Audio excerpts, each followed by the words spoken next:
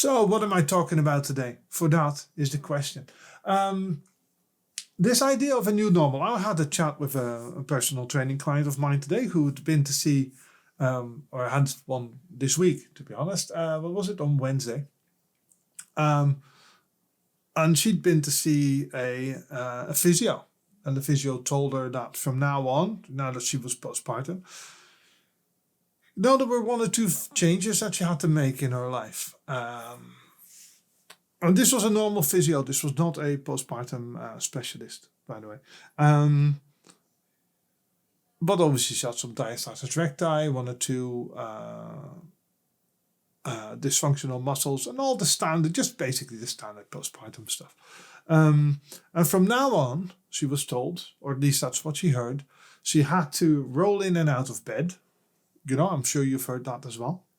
Rather than sitting up straight and lying down and all that sort of stuff. They had to, you roll onto your side and then you roll onto your back and then you get comfortable, that sort of stuff. And she couldn't lift weights anymore, whatever that means. That wasn't quantified. She wasn't told she couldn't lift 20 or 50 or 100 kilos. Just don't lift weights and don't do resistance training. And that idea, of course, it's all hokum, right? It's all, that is just not the way it works at all. The problem with that sort of advice is that that's what people do. It's the same as just sleeping with a pillow between your legs or with a cushion between your legs for spinal alignment and all that sort of stuff. You're much better off just buying a good mattress and having a good pillow and all that sort of stuff. But when you have, the key is not to stop doing things postpartum. I mean, just the idea that you can only roll over into bed is clearly insane, or otherwise you might make your diastasis worse. That is just not true. That is not the case at all. If you just breathe through the effort, and it doesn't even have to be the core breath that you use. If you just exhale through getting up in the morning, so the act of getting up, in the same way that I always tell people to do when they squat on the way up. Just as soon as you start thinking of moving up, you start exhaling, then there is no pressure, internal pressure on the core. So you don't need to worry about how to get in and out of bed. Just the thought that you cannot do these things, especially if you then translate it, if you hear it in your head, as that is a permanent, like a new normal sort of deal, that is clearly insane. We have to realize that things that require us, say, fighting gravity, as I always say, or that require effort, are just things that we need to breathe through a little bit. Now, in an ideal world, you'd use a core breath for that. And, the more you use the core breath and the more you do your postpartum exercises, the better your muscles get at activating correctly and activating at the right time. But even if you're like, no, I'm never going to exercise, I'm okay having diastasis recti, I'm okay having a weak core and all that sort of stuff. As long as you just exhale through the effort, so exhale on the way up, then you will have no problem at all making in the sense that you won't make anything worse. That is just not the way that works. So it's a bit of a shame that personal trainers and physios still tell women to do that. Obviously, with regards to lifting weights and all that sort of stuff, it's the same as not quantifying exercise. When people say you can start exercising again after 6 or 8 weeks, that doesn't in itself mean anything. You need to qualify that statement. You need to, when we're talking about you can exercise again, what do you mean by that? Can you do the Joe Wicks 15-minute lean in 15 or whatever it is? No, you can't. Can you go run a marathon? No, you can't.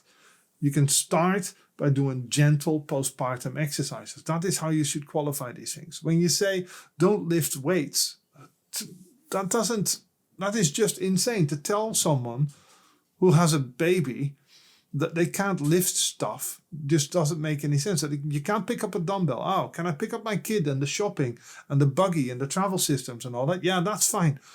Why would the dumbbell then be different? It just doesn't add up.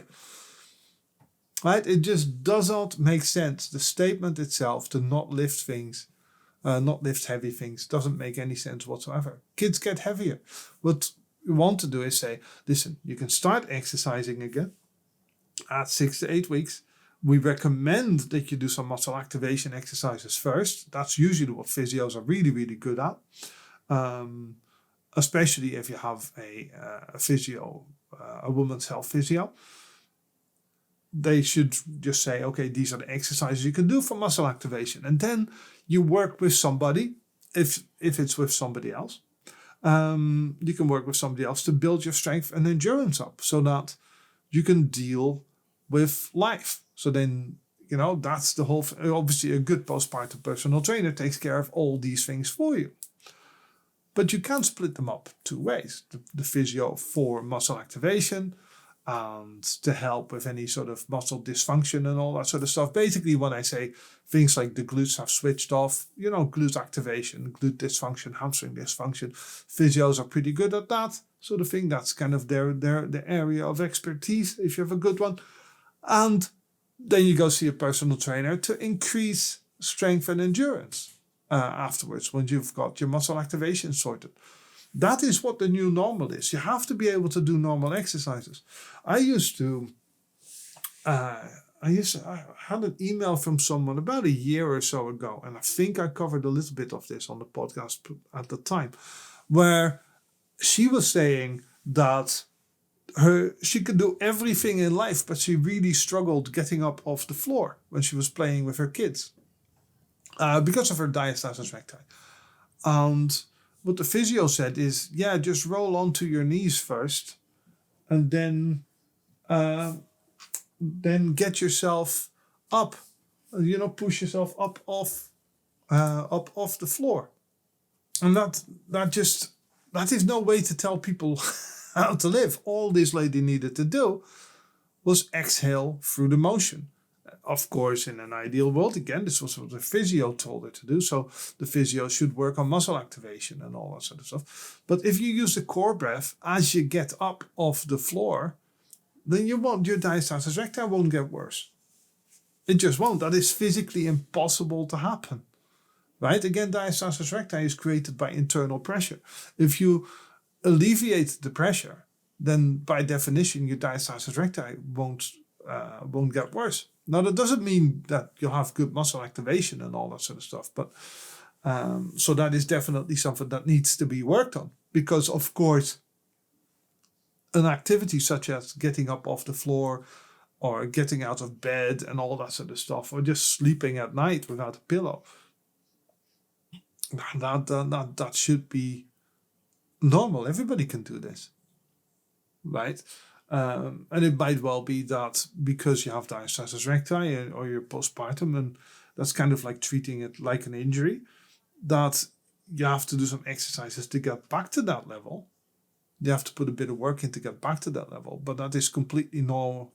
That is completely different from accepting it as a new normal sort of situation. That just doesn't make any sense. So please don't think that you have to do that forever, that you can never do things again, even that you can never do crunches and all that sort of stuff again. You hear that a lot, Once your diastasis recti is fixed, then you can do whatever the hell you want. Those are the rules, right? You can do whatever you want when your diastasis is fixed. And if you just breathe through stuff, then at least the gap won't get any worse. But in an ideal world, you put a bit of work in, right? And if you listen to this podcast, chances are you probably do. Right, something else I wanted to touch on, because this will be a short podcast. By the way, again, like and subscribe if you can, give it a shot. That would be much appreciated. Or just tell your friends that they can email someone. peter@healthypostnatalbody.com or info@healthypostnatalbody.com. If you have any questions, or if they have any questions, just send me an email. I like to get emails, and as always, there's no sales when I answer your emails, right? Of course, you can always get your 3 months free at healthypostnatalbody.com.